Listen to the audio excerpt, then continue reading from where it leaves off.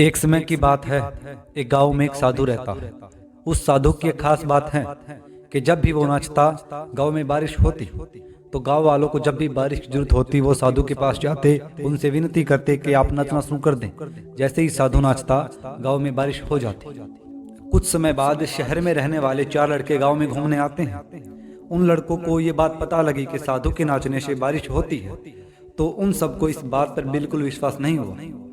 शहर के लड़के अपने आप को बड़ा पढ़ा लिखा समझते थे, इसलिए उन्होंने गांव वालों को चुनौती दी कि हम भी नाचना शुरू कर देंगे तो बारिश होने लगेगी। यदि बारिश नहीं होगी तो साधु के नाचने से भी बारिश नहीं होगी। दूसरे दिन सुबह गांव वाले उन लड़कों को लेकर साधु की कुटिया में पहुंचे। फिर साधु से सारी बात को विस्तार से बताया। फिर उन लड़कों ने नाचना शुरू किया। थोड़ी देर बाद पहला लड़का थक कर बैठ गया, लेकिन बारिश नहीं हुई। ऐसे ही कुछ समय बाद सभी लड़के बारी बारी थक कर बैठ गए, लेकिन बारिश बिल्कुल नहीं हुई। इसके बाद अब साधु का नंबर आया।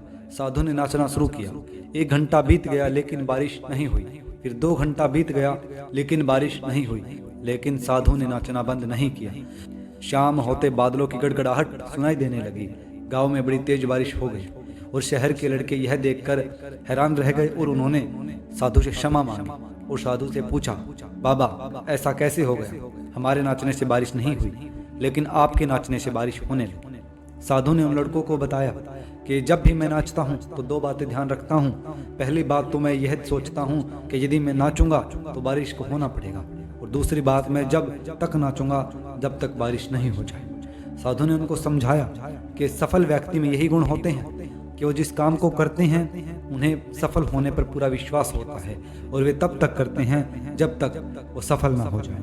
यदि आपको भी किसी काम में सफलता चाहिए तो आपके अंदर इस साधु वाले गुण होने चाहिए। धन्यवाद।